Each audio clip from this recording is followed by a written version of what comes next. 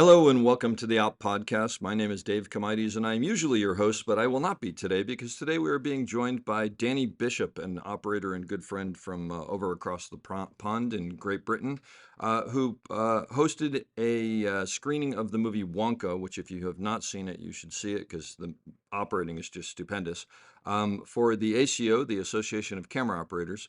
Where they showed the movie and then he interviewed the operators on the film, Pete Robertson, Zoey, Goodwin-Stuart, and Pete Batten. And it's really fascinating. If you haven't seen the movie, I'd suggest seeing it and then listening. But if you haven't seen the movie, there's still a lot to be learned. So I'm going to shut up and let Danny take it away. So have a good one. Thanks. Lock it up, nice and quiet, and let's roll. Victor 30 Echo, take 2. Hey, Mark. Hey, Mark. And camera set. And action. Good evening, everybody, and welcome to the screening of Wonka. I'd just like to start by saying thanks to Dawn from CVP. Dawn, come and stand up here.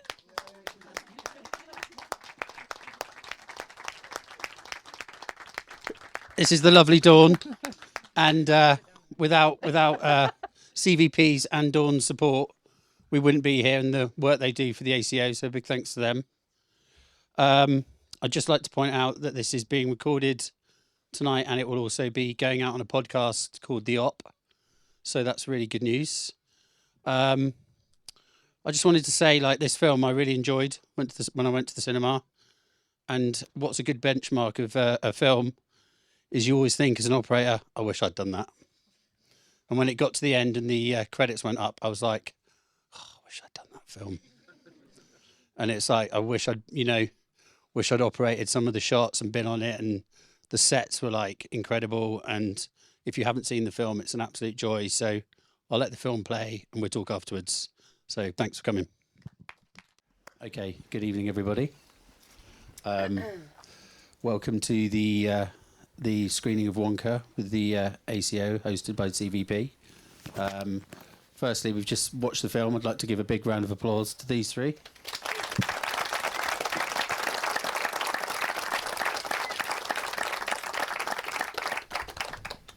I think I was watching it then and I was thinking to myself, God, why do we become camera operators? And ultimately it's to tell stories. And then with so much negativity going on in the world at the moment, you watch a film like that and you just can't help but just think, oh God, I want to live in that world. Like, it's just, and it's why we make movies, isn't it? It takes you away, you go somewhere else for a couple of hours, you sit in the dark and you're like transported. And I think a film like Wonka does it so well. I really loved it. I mean, I messaged them all when I saw the film. My kids loved it. It's just a fantastic film. Well done, you three. I think you should be really proud of it. Thank you. Thank you. I guess dive straight in, really. I mean, we've had a brief chat. Should we talk about the first song that you all kind of worked? Well, do you want to kind of introduce yourselves very quickly? Yeah. Hi, if you don't know me already, I'm Zoey Goodwin-Stuart. It feels very weird to say my full name. I was lucky enough, literally made my dream come true to be cam operator on this job. So I've been operating for a while, and Pete called me to do it. Thank God Seamus had seen me, and Seamus wanted me to work on it, and absolute dream job. Pete Robertson, I did the A camera on this along with Pete Batten,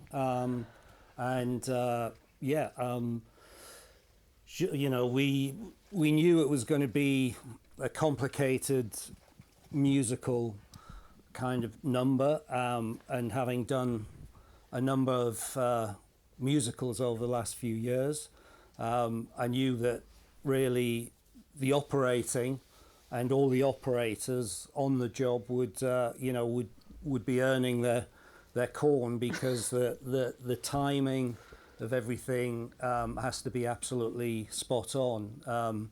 Even in the dialogue sequences, there's a musical track running underneath it. So it was a great challenge, and I'm glad you like it. And thank you, Danny, for bigging it up for us. That's quite all right. I didn't do anything. Pete, do you want to introduce yourself? Pete Batten. I was originally started on the second unit and with bouncing over to the main unit once or twice because I think Zoey, unfortunately, or very kindly for me, put her back out in the beginning. So I had a few days replacing her. Yeah, unfortunately for me, for sure. And some days, and then the second unit was always going to take over from the main unit at the end, but that started for me a couple of weeks earlier when Pete left a little early and I took over on the main unit. So I sort of bounced around. I had a lot of fun actually because I got the pleasure of both units and fortunately knew everybody on the main unit anyway. So I had a great time. But it was a fun film, you know. I think the thing about it, Pete, was that the schedule was only 90 days. It had been put forward by Ben Howard, who was the AD. He said it's 120 days, and Warner's said no, it's not. It's 90 days. So at that point, we knew that really we were going to have to interchange. So the main actors were jumping between both units. So we had to blend our work all the time. And how much of a conversation did you have between the three of you and second unit about that? How kind of involved did you get? Was usually when I was running off set and Pete was running on. Well, I'd turn up and go, what are we Over to doing? you. Yeah, there were definitely, What are we doing? times, weren't there? When we were leaving, we'd wrap and you'd come in and do like a night shift. It was bizarre. Oh, there was a bit of that too, yeah. It was helped. My unit was helped enormously by John Sorapure, who lit and directed it, but he had lit and directed 2 of the Paddington films with the director, so their relationship was very positive, and often he could get time with the director that others of us couldn't. So that was something very much we had going for our unit. But why don't let's go in with the first song, "Hat Full of Dreams," because I'm right in thinking that was like the big one where all three of you were kind of involved, and it was different times, different locations. Yeah.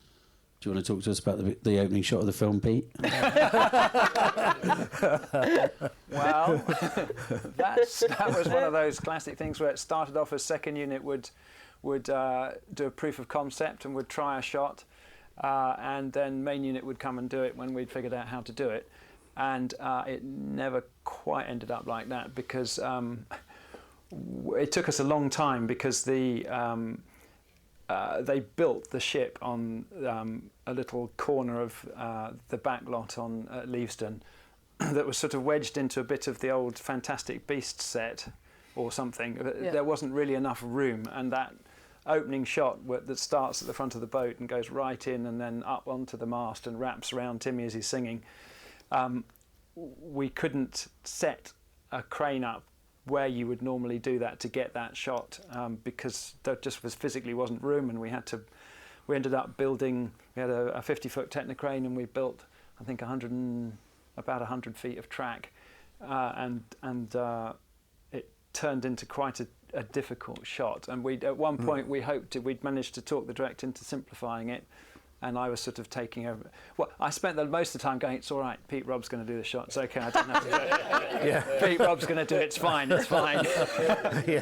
Yeah. And then I had some dentistry to do. Yeah. And then what happened? And then and we thought we'd slightly simplified it to make it a bit more manageable. And then the director turned up. And the first thing that happened was that they said, well, we're going to shoot this for real. We've got Timmy can come to us now. So we suddenly, second unit were doing it, and then he was like, no, it has to wrap right round and end up, because the whole point is we have to see where he's going, so the shot really has to get right round at the end, and this was the bit that we were really struggling with the set, because we basically had to do that on the arm, on the pickle on the arm, rather than swinging, so it was quite challenging. But we got how are the nerves? And obviously all in time with the music. So there were a lot of shots, and it's funny seeing it again. I can think of those. There's a couple of shots seeing it where you think, oh, we just made that. That was such a struggle to get in on that beat of the music. We have to end up over a drain top, or and actually the camera is moving, tens of feet, and you've got 2.5 seconds. That originally wasn't the original opening shot, right?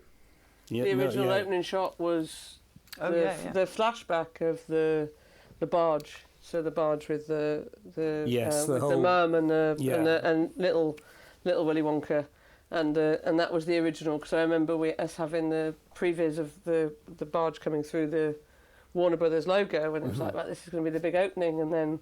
We shot that and we did all of that, and then you watch it and it's like, oh no, Pete Batten got there. Yeah, wicked, well done, mate. Yeah. You get the first opening shot. Brilliant. I think the thing is that once you rehearse something like that, something as complex as that, there's no point in then handing it on to another unit to come in and shoot it. You just shoot it, because it would just double the time again back to the schedule that we had, that we were fighting with. And I think at the time when you were doing that, that big wraparound, we were in the little bedroom. Yeah. Sort of doing we had second unit stuff. We had, I think there was an advantage because so much was actually sets that were built.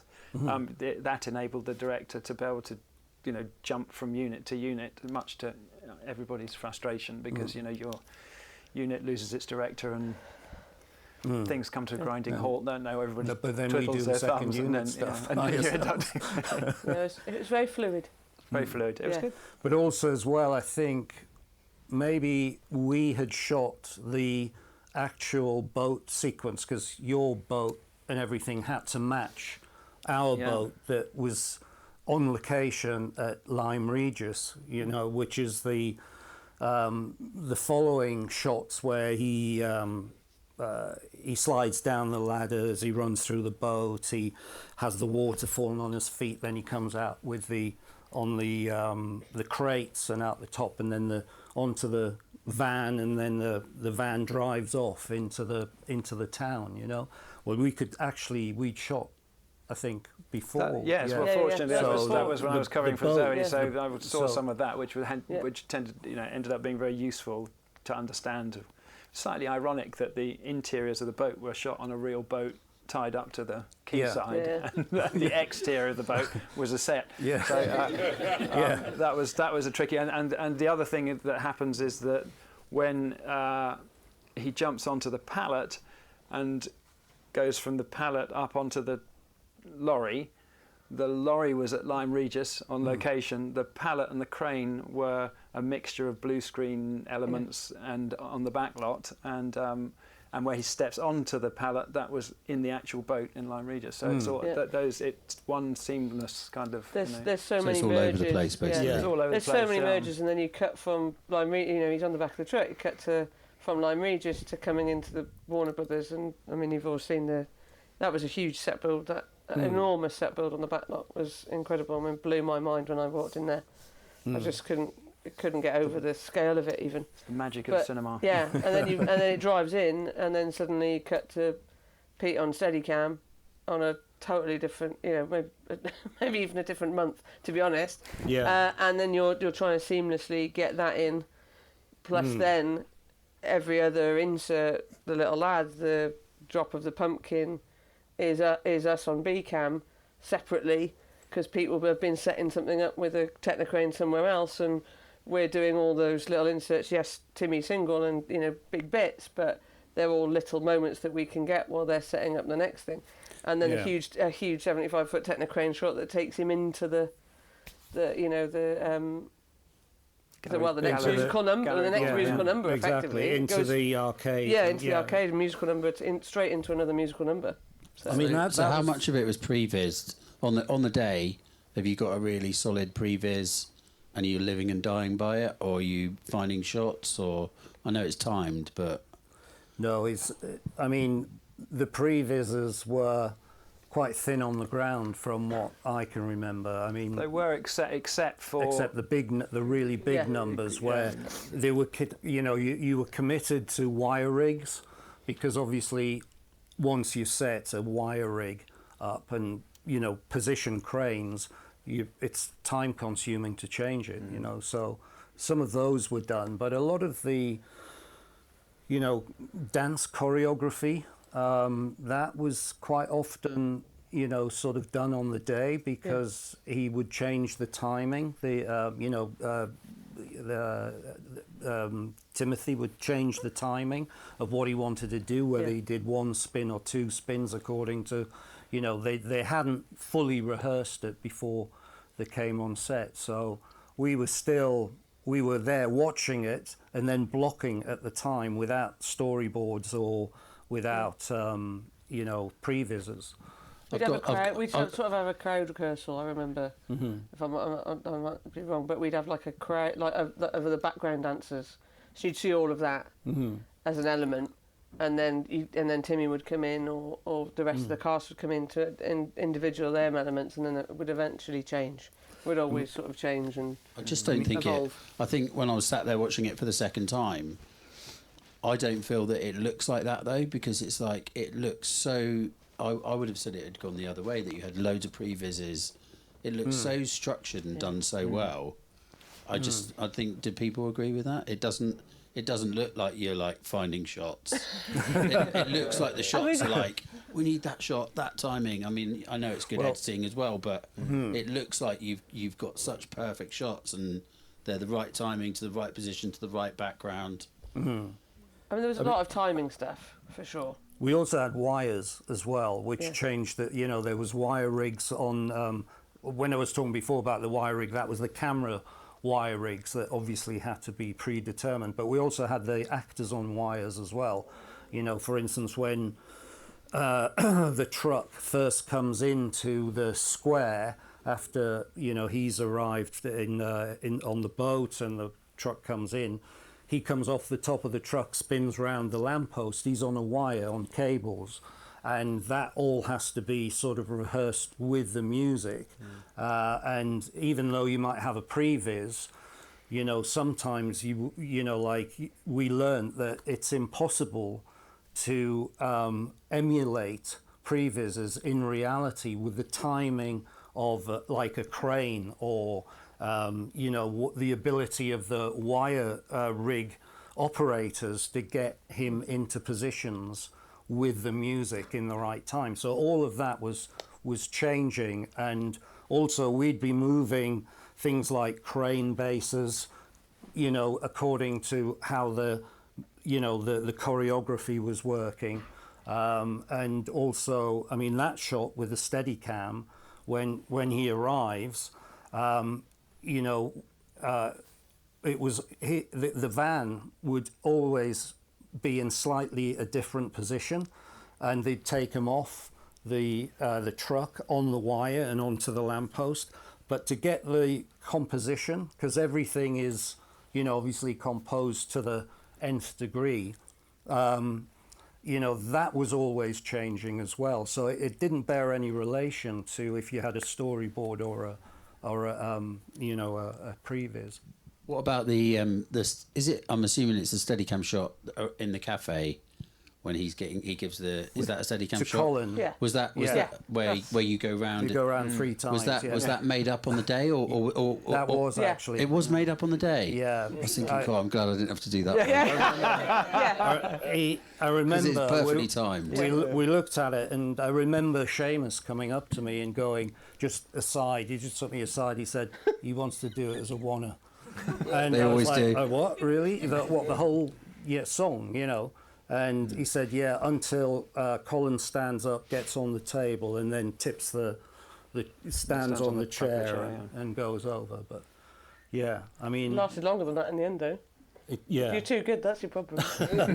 No, because Seamus was like, "Don't worry, I've got Pete." A little aside, though, that fella, bless him, he stacked it, didn't he?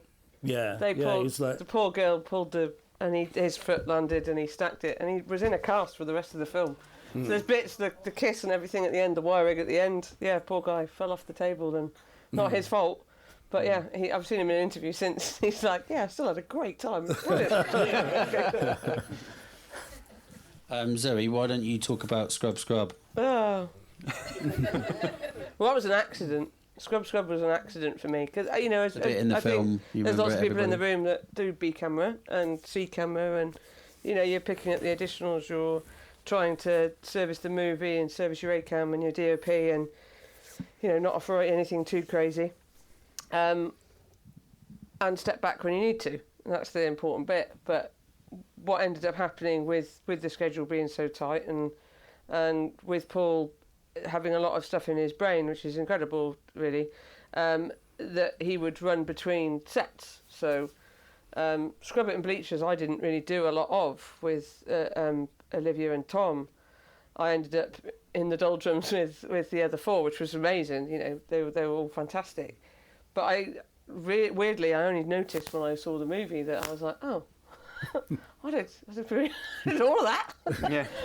And it's because that was how we facilitated it. Is we were on one sound stage at Leavesden, but there were 3 sets on it. There was Timmy or Willie's bedroom set, the Scrub It and Bleachers, and the the Scrub their kind of workhouse set. And I sort of ended up spending most of my time with my amazing B-Camera team on that set. And I just want to give a big shout out to the SFX team on that. Were unreal. We had steam pumping all the time. I mean, we were constantly slightly damp. Yeah, yeah. All the clothes would shrink. Clothes would, constantly damp. But yeah, like all of those beats were. It was this shot for this, and Paul was very clear about how he wanted it to go. It was very choppy because just the way that the beat is, you know, you hear the scrub. There's a very strong beat to it, and he wanted pretty much a shot on every beat. So he was just like, well, just do what you want, and I'll look at it because he would be with you.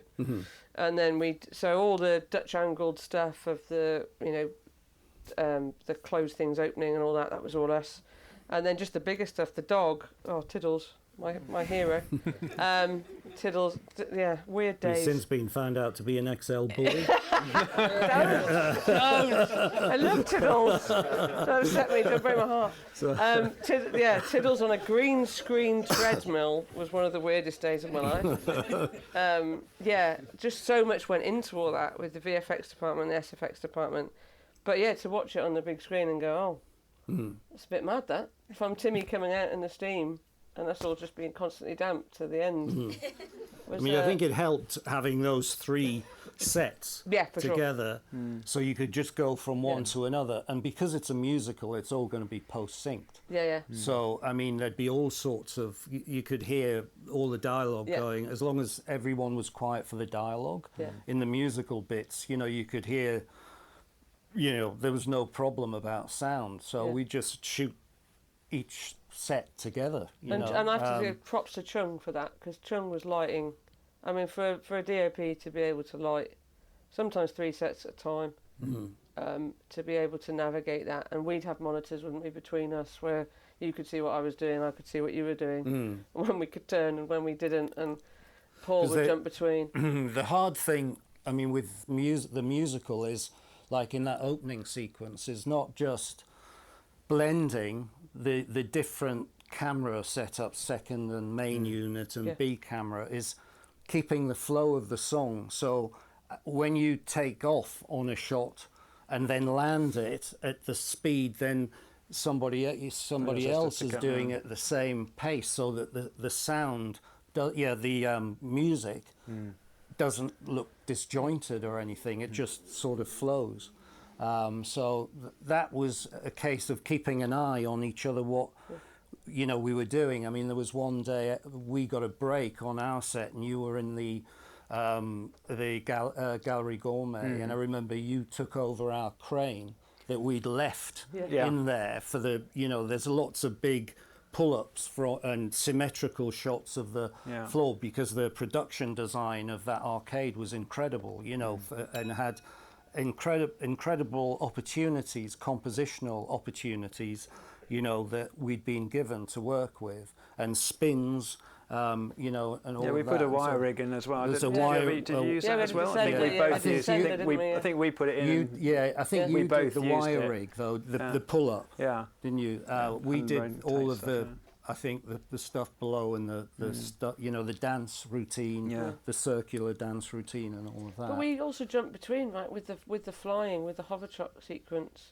So I remember we started it doing the flying. And I think we did a lot of the mains. So we did, Fickelgruber, Slugworth, and Prodnose. But then I think you guys Yeah, did we a went lot in of and did a lot the of the nun and the caricatures. the Yeah. other kind of like essays you want to call them. But yeah. it was, we were constantly jumping. Yeah. Like a day after us, Yeah. you'd go in. Yeah, it was also nice as a second unit because we had quite a lot of sort of proper stuff to do. We didn't spend the whole time shooting inserts and background plates and stuff. We actually had some sequences to do ourselves, which was great. Why don't you talk us through your big musical number? Tell them which one it was. That was previs, so that was a complete mental block. For a moment. For a moment, thank you. Yeah. Complete mental block for a moment. Which starts off in the zoo with the giraffe and then bounces around. We went to St Albans, so the exterior with the lake is St Albans, although there's only a bit of it, there's only the water and the path. Everything else is they put in post. Amazing post. Which I'm gobsmacked about because I didn't know that until I met them the other day. No. And I was watching it today going, what? That's I not know. there. Yeah. No, it's amazing. That Nothing's wide like- shot where they Yeah. walk along, when they're going into the zoo and they walk along in front of the lake, there's a footpath and a lake and the rest of it is VFX. It's And the hop Yeah. on the It's water, amazing. all of And that. the hop on the water. everything. So then we and all the stuff when they come out and they catch the balloons and they go up in the air. Once they're up in the air, that was all blue screen in Cardington. We built long runways and they all had to be on wires because they had to be able to sort of jump round each other and fly with the balloons and complicated wire rigs to get them to go round and round the flagpole and stuff. So that was pre-vised. Was it always decided as second unit then, or did it? Yeah, so that was So it was always a always second going to be unit. the last sequence. The last couple of weeks of the film was always going to be that. And Barney actually sitting over there had a lot of days working out Well done, all the Barney. shots before we got there on with the previs and figuring out where the crane had to be and how it had to work. And then when we turned up and we eventually had all the grown-ups in one place at the same time, we could go, this doesn't really need to be this complicated because it could be a little simpler. If we can make that work in the VFX world, it's a nicer shot and it fits better with the music. And then because everybody was there, they go, yeah, okay, that works. So it actually ended up being a much easier shoot than we were all terrified that it was going to be a nightmare, and it wasn't. It was actually a joy. That sequence was actually originally planned for Regent's Park, a night shoot in Regent's Park. And when they realised the complexity of it and how many cranes you would need, as well as the camera move, I think they basically changed it because they couldn't do it in the number of nights available. And we actually rehearsed that shot. I think there was another location as well, wasn't there? Because when they lost Regent's Park, they then went somewhere else before they went to St Albans. It was one of these scenes that, because it was right at the end of the schedule, it was a scene that kept looming, we carried and it along bouncing with us. around, and we just everyone kept kind of going, "Oh, no, don't talk about that." I just kept thinking, I hope Pete gets this one. But going to your point of that, you do the previs and then you'd work out a simpler way of doing it to the music, and as long as it flowed, sometimes it took a lot of rehearsing. I remember we would rehearse a lot, and we would maybe do 13, 14, 15 takes on certain shots, but they were like important moments, big moments of the song, and probably the longest amount of bars in that song would be the bit that would take the longest to.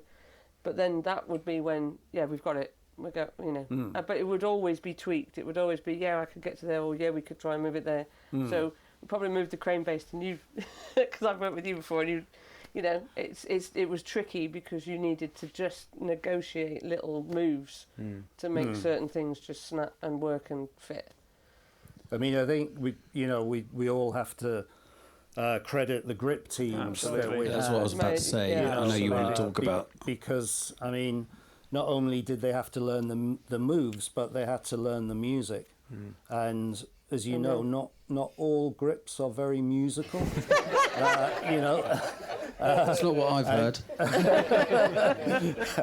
No, they can all dance. But rap party, I mean, the way that they manage, because sometimes you would work out, that's a piece of music, and you know, like the end of the song where the balloons come down and they land in the backlot where we take over, it's quite a quick move that they have to do, and there's only like one bar in the song.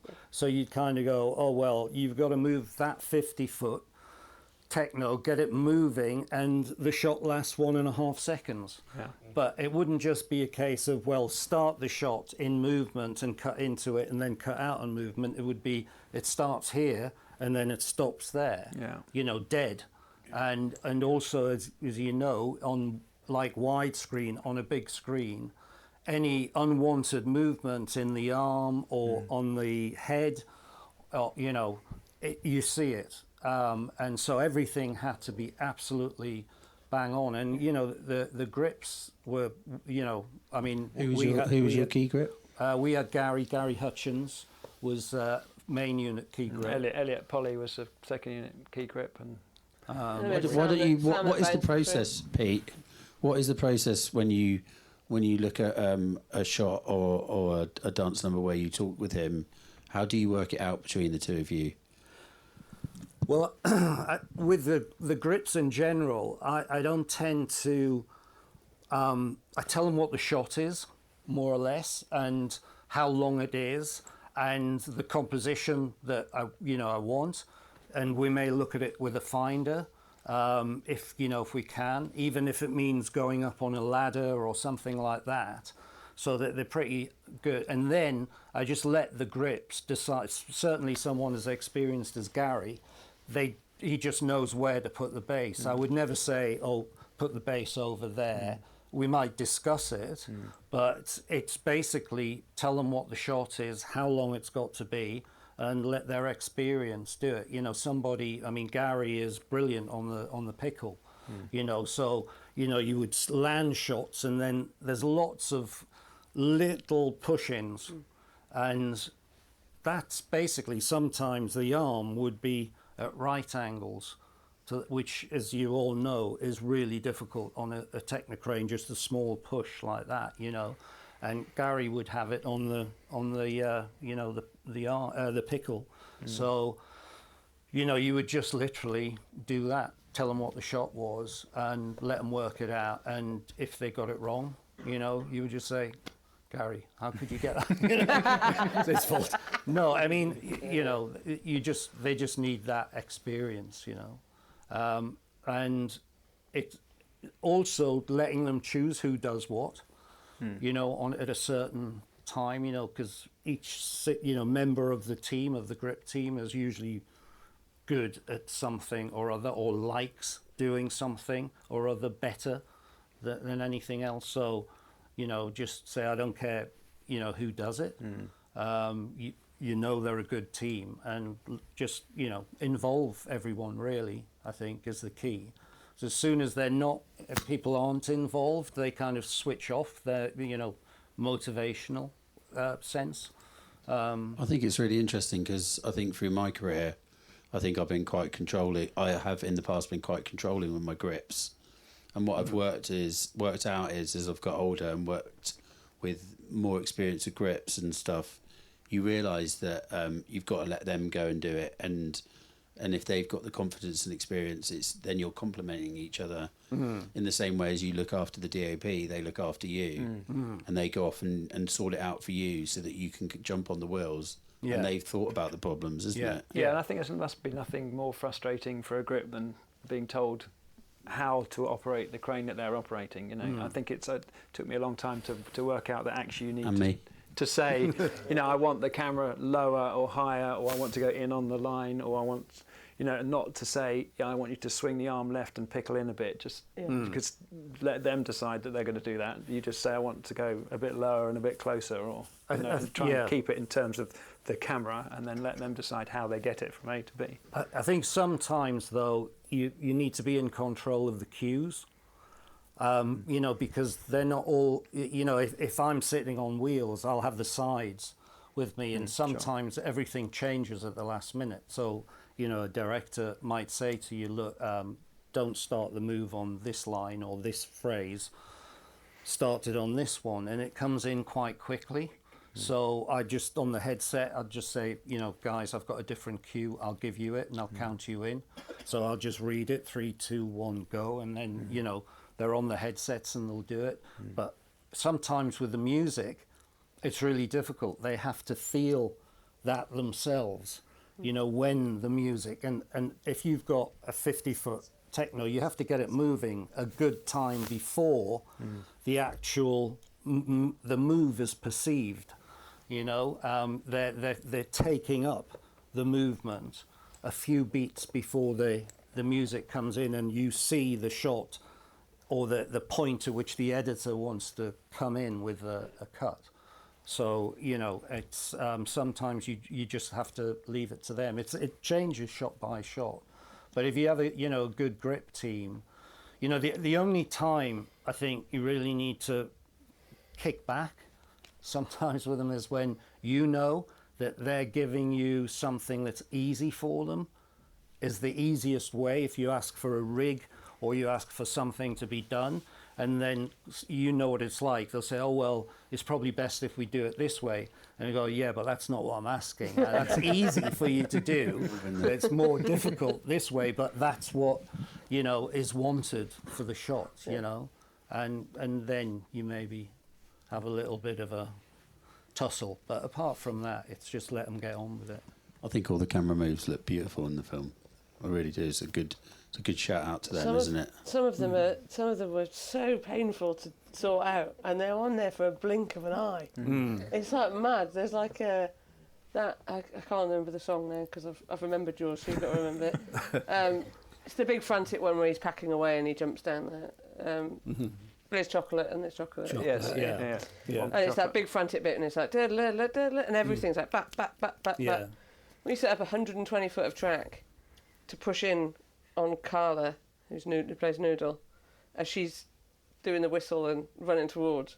And we had 120 foot of track on B camera while you're on a crane, and we had less than that, 2.6 seconds to do 120 foot of track. I had 3 grips on the end of the track to push me. I've never moved as fast in my life. And it's in there for like a blink of an eye, but it works because she it's so quick. It's almost like it ends up like a contra. It wasn't a contra, but it ends up like it because it's like whoop, and then it's gone. There's quite a lot of frame cutting. I know it's gone in to speed up the shot. There's a couple of times where it looks a bit. There's a bit of motion blur, and it's gone too quickly. But in the energy of the song, I think it kind of works. And this is the other thing as well with the lenses that we had. We had some anamorphic lenses to work with. What were they? Apollos. Okay, Apollos, yeah. Apollo anamorphics. 3 of them. 3. Yeah, between two units. Three lenses between 3 cameras. There you go, 1 each. Yeah, it's great. A lot of Did you get to keep negotiation. them? There was a lot of You'd be fighting over a them. lot of negotiation. Yeah. The poor central loaders had a lot of tricky negotiating. Yeah, fantastic central Hats off loaders, to to be them. fair, because they navigated. Yeah. We did all it on the floor, but the central loaders and the first ACs sort of negotiating all of that behind us, was quite incredible what they achieved, really. So Pete, do you want to just talk to us about the lenses, because it changed, didn't it? Yeah, well, because we changed DOPs after I think it's the 6th week. Yeah. Then Chung, who came in to stand in for Seamus when he left, he brought those anamorphics in. Previously, we'd been shooting with large format prime, sphericals. Lights Primes that are, very optically pure. And you can see sometimes, the music and the story carries you on, but watching this the second time, the first time I saw it as the cast and crew, I tend to normally just get involved in the film and just feel the film. Next time I go and see something, I'm looking at all the technicals, and now I kind of notice, you can see when the anamorphics snap in, and the how they cut with the lights lenses. So that was basically down to the 2 aesthetic approaches that the two DOPs were taking. So for us as operators, I mean, I've mentioned, one thing about the panning speeds that, the anamorphics, you obviously had to go, oh, that's too fast to pan those. The lights is because they're so rectilinear and vertical and, even the wide lenses. If you look at the edges of the frames, there's some of the group shots.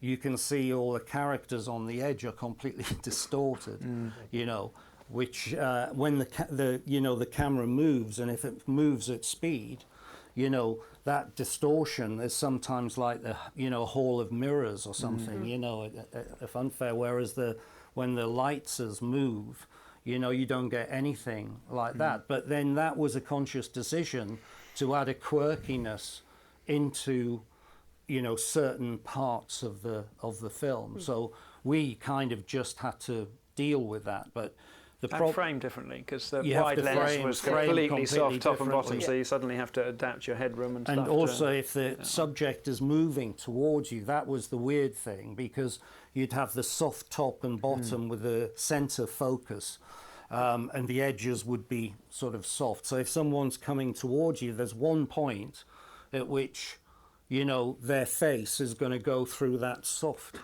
area. So you'd almost have to adjust your frame, which fortunately, I don't know how you found, but because, Timmy had this hat on, it's like framing for the Stetson and Westerns, it's like framing for the top hat in Wonka. And so, it sort of helped you have like a high, sort of headroom. All sorts of things like that we were learning on the job. And negotiating sometimes. There are occasions where you went, this just isn't the right lens. Can we please do use a spherical lens just to, and you have that sort of conversation as you do. You see it on the for people that weren't here. It wasn't the right lens because it was so bendy. No, well, if. I mean, sometimes on close-ups, yes, it would be too much. It was also more to do with the centre point of where your focus is. If you're doing a four shot, for example, of the four scrub gang, where they're always lined up, they're always like a perfect line. Yeah. Or even actually Timmy coming through the steam when he first sees all of the things that he's got to clean the clothes with. I mean, how Ryan Taggart pulled focus on that shot, I will never know. Because that was on an Apollo, and there was steam, there was nothing, and he walks in, and I'm adjusting the headroom to get his face sharp. Yeah. Is to get his face in the sweet spot, basically. And it was one of the it looks really simple, and it was one of the hardest shots we'd done, and we had Timmy for a small moment. So those lenses did, in hindsight. Now I'm listening to you two, which is classic. I would have gone, I probably should have changed to a spherical then. But at that point it was, you were on the other unit, you were on the other. And also that's a negotiation, because some people say, well, no, I don't want to do that. And also, make it work. Hidden anyway. But you couldn't get hold of them. No way, can we? You get the choice of lenses, Pete. I think what's interesting is the first time I saw this film was on a cinema like nearly 3 times the size of this. And I was sat at the back with my kids, and it didn't even come into my mind. Yeah, no, I think you get away with it. And I was conscious to look tonight because of speaking to the 3 of you prior to coming here. But when I saw it in the cinema, and I'm sat there with my kids, and I'm watching the story, and I'm looking at their smiley faces, sometimes you just don't think about it. And the hours I've been on set where I'm like, it's too bendy, it's too bendy. Yeah. You mean your kids didn't say why they're using sphericals on that? Why are you not on spherical lenses, Daddy? No, enjoy your popcorn. We're only being geeky about this because we know, it's it's how it affects us. Fascinating. As operators, like when they. You get given these lenses, you either go or go it's like that's going to be tricky. It's funny because I did a commercial with James 2 weeks ago, and we had the Apollos, and he came over to me and he went, "We can't use that." He was like whispering under his breath. He's like, we can't use that now. He's like, and I was like, what? And he goes, look at it, it's too bendy. So I had to take it off, move the camera back and go longer. And he was like, that's better. That's one better. of them, which was it? Is it 65? One of them was beautiful. 75, I think. Yeah, the 40 was really 40 was unusable. it was a bit 75 was beautiful. Hammer House of Horrors. 75 or 75 or 100, I can't remember. The which Timmy it was, sort of hero single lens. Was Listen, I'm just going to throw it up. I realise I'm going to run out of time. Yeah, Has anyone got any questions? Okay, let me pass you the microphone. Wait there. Go on, No, because it's being recorded. Hello, everybody who's listening.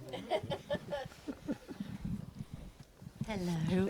I just wanted to ask you if you could tell us how the drowning by chocolate scene was done. That was you, wasn't it? That was mostly second unit. That was mostly second unit. We had a couple of very big. Well, they were quite. I'm trying to think how big they were. They were quite big. They probably what would you say, behind 12, 15 feet across. That they filled with warm, whatever it is, syrup basically. And we had a series. We used a crane if we were happy that we weren't going to get it covered in. We weren't going to damage it by getting it covered in chocolate and stuff. We had one that had a glass panel in it, so we could look through and see the chocolate come up past us.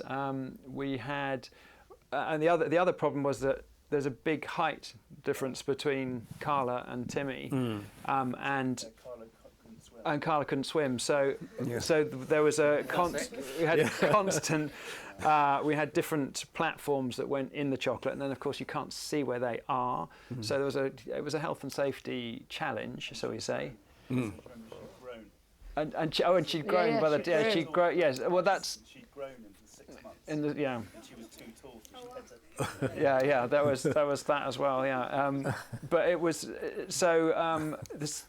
There were a number of different solutions that we adopted, but it was all extremely sticky and it was one of those things again that we anticipated it being incredibly difficult. Apart from anything else, because as soon as the shots where they are going under, they have to start clean, and then once they've gone under, they're not clean.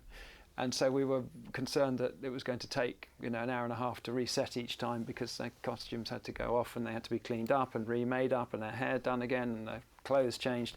But actually we found that we could get away with stuff. We were able to make decisions in the edit where you knew you were going to come to this shot. We could make the director commit to saying, well, we will come to this shot, as they're going in. So even though you start it with them further out and they're already covered in chocolate, you're just going to use the last bit. So actually it went slightly more smoothly than we had worried at times.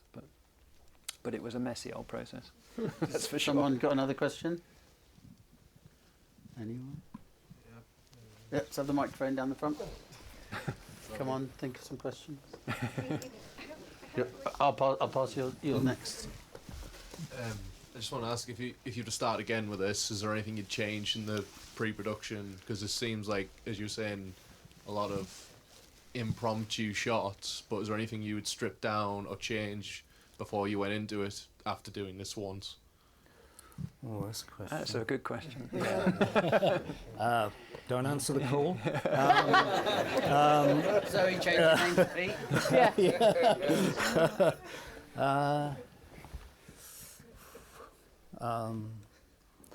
I guess you would ask for more previses, probably. A little bit more preparation. Are you a fight for more prep? And more time all over, really. Just a bigger schedule. The schedule was insane.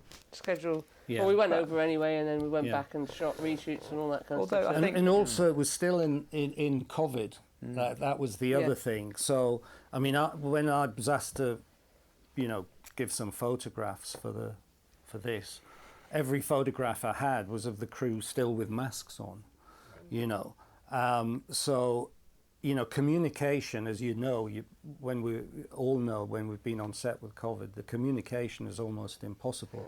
And it's even worse when, you're on camera as an operator, and you're talking to a grip. If you're on a dolly, or they're watching you if you're doing like a Steadicam shot, or you need, you can't communicate in any other way than with maybe a headset or something like that. So I would change that if I could. Yeah, there was the odd, that threw up the odd. That was one of the hardest things. Yeah, and that threw up the odd curveball. Like the main unit got shut down just before Christmas, and suddenly second unit had to take it. There was a whole sequence in Oxford, about 3 or 4 days shooting, that was very. We were shooting in one particular bit of Oxford that was only available just at that time of year because of dovetailing in with the universities and stuff. So they were very, very keen that we shot, but the main unit had been stood down because of COVID. So second unit had to step up. Suddenly we became main unit again, but with many less resources than the main unit had. And suddenly we were trying to make stuff work with smaller cranes or less crew, and that was quite a challenge. You had all the lenses though. We did have the lenses. We finally didn't have to argue about the lenses. One camera, 3 lenses. Exactly. Yeah, perfect. Yeah, that was the weirdest thing, being shut down for COVID. Because I remember that was another day we were split up. Because you were up with Timmy shooting his dialogue to the Oompa Loompa, and I was in a Black Death Easy Up with Hugh Grant with a big face rig on, pretending to be an Oompa Loompa, and me just been there with him for about 6 hours, with him doing the song over and over again, full moves, like giving it beans. And then we got shut down for COVID. It was like the weirdest day. Well, the weirdest day. Who was it that was in the tent with you? There that got there was me. It was one of the ADs. Was positive. Yeah, one of the ADs. So that was it. Right. Yeah. We were done. I was like, oh, right, okay.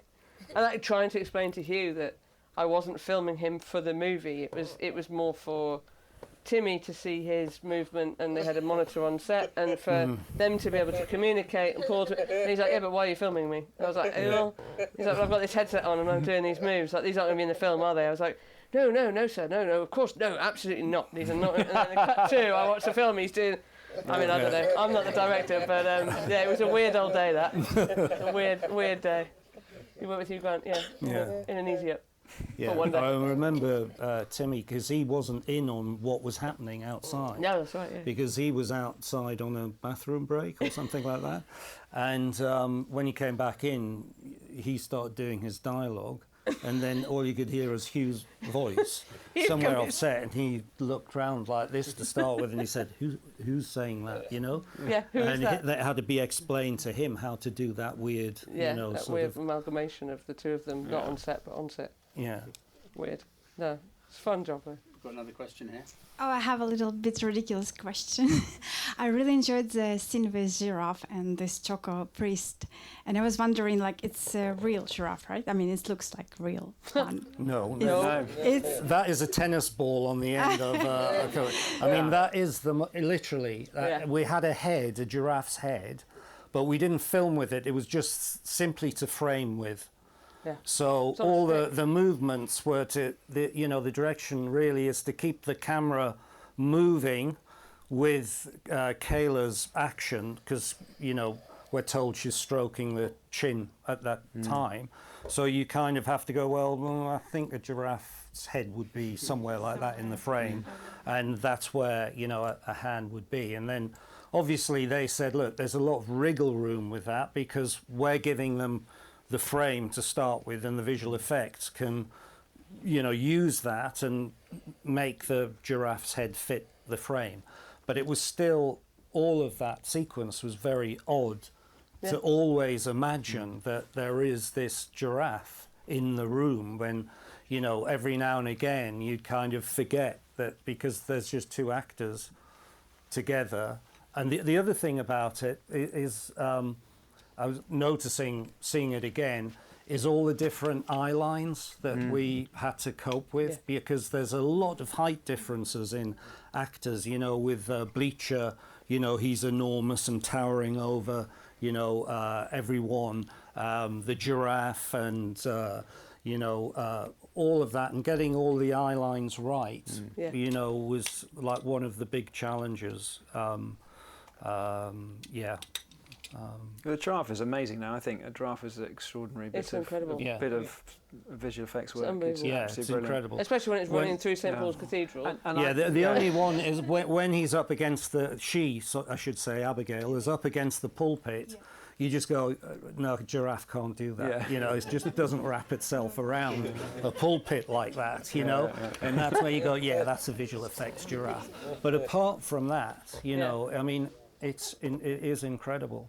And I don't know how much there was. And we've got AI to come yet. Well, exactly, and there was a CG version of Tiddles, I believe. Yes, and I don't know how Tiddles, much. Tiddles was CG I done. don't know how much Tiddles is real and how much Tiddles in that bit in Scrub where he comes through and barks. Tiddles is definitely not there then. Yeah. And we shot a lot of Tiddles' hand, also doing lots of the other jobs in Scrub. So I did shots for days of Tiddles with an iron. Just pour on an iron. It's a green hand, you know, the trainer's hand in green. Tiddles pour on top, and then an iron doing this, doing the stamping of Jim Carter's character. Yeah. There was a lot of that. I mean, sadly, they're not in the movie. But I had a lot of time with Tiddles. I was quite Rumble, happy. yeah, well, Rumble, as we should give him, Rumble should should be true name, yeah, true name Rumble. The terrible flatulence, yeah. Yeah. It was great. But there was a lot of I think there's a lot of merged stuff with Tiddles, but yeah. Very clever. Have we got time for one last question? Anyone? Go on, pass the mic back. Where's the bar? Hello. Great movie. I remember when Gary was going to do the movie with you, he mentioned that they were putting a roof over the backlot. Did that happen? And were there any complications? Was it ideal shooting in whatever weather? How was it? Well, there was a roof over the Galleria, but not over the backlot, the exterior. Yeah, no. And the Galleria was a huge set. I mean, it was enormous. Colossal. So they had. I mean, it had all four of those corridors, where as long as you can see them to the doors at the end, pretty much. Everything was prac. You could walk from what is the interior of St Paul's to the exterior, where the open area is with the fountain.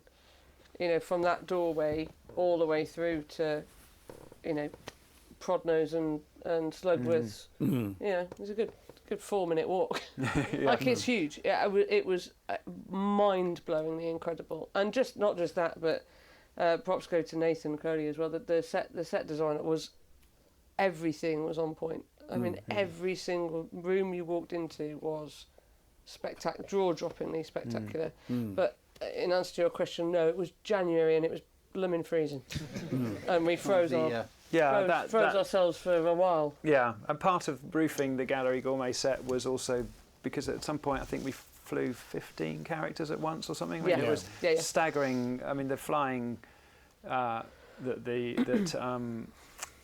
Fly-by Foy did, Adam and co, was extraordinary. I mean, they were just brilliant. It was all computer controlled, and they choreographed it all to the music so that people went up at different heights and different times, and that was amazing. But that obviously had to have a roof for them to run the flying cables up, and it was extensive, I think is the word. Yeah. What about the sweet shop? That was one of my personal favourites. What was that number like? Because I mean, the set, if we're talking about sets, is so beautiful.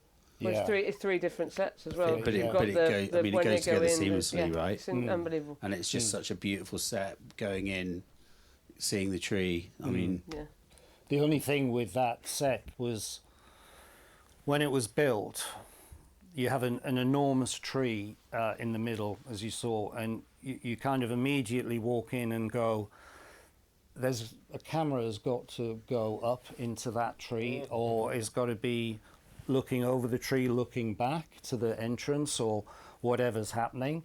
But all the walls, they don't fly. So how do we get the crane in here?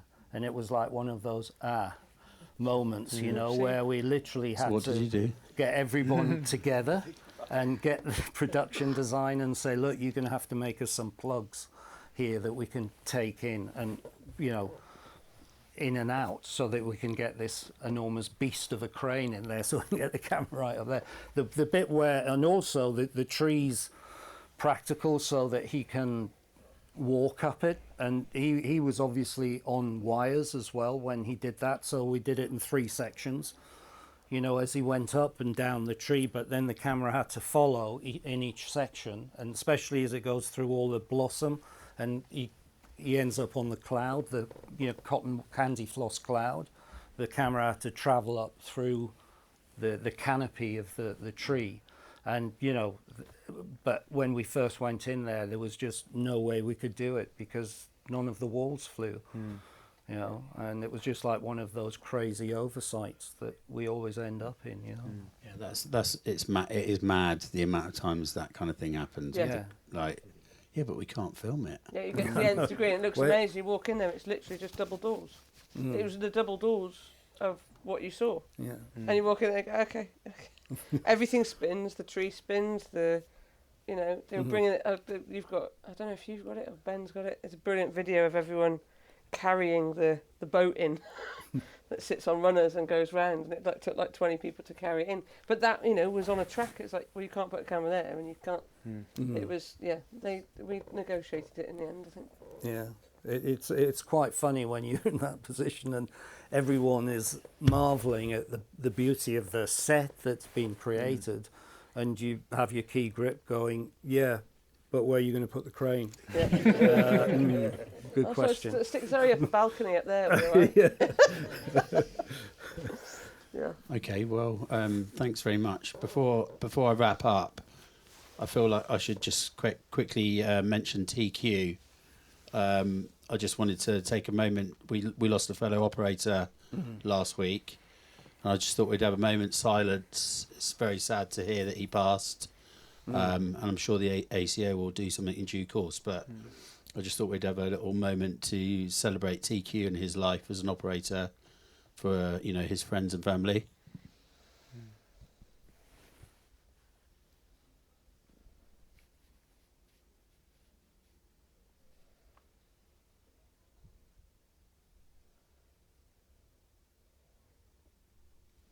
Okay. Obviously, really sad and sorry to hear about that. I just wanted to say, like, I've been fortunate over the past few years to work predominantly single camera, and when I interviewed Zoey to come and work with me on Star Wars, her wife reminded me of the other night that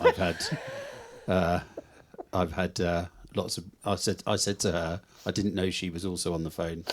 I said, I've had bad experiences with B camera operators, and I struggle because the last 4 or 5 years I've predominantly been shooting single camera.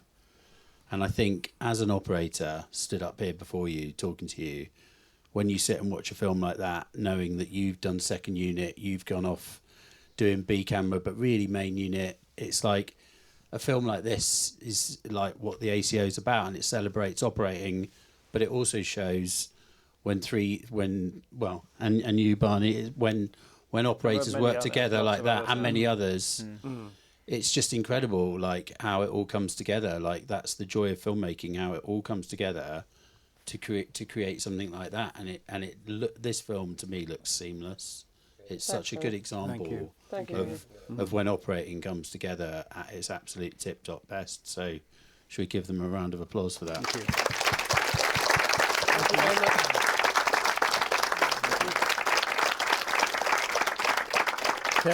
Can I just actually thank CVP as well? Dawn, thank you for putting this on. Thank you, Dawn, for CVP. I'll give a quick shout out to One Stop Films as well, and to all of the kit that's been provided today to do all of the filming, and everyone that's given their time. Sorry, Danny, you probably won't. And to the operators, thank you. Thank you.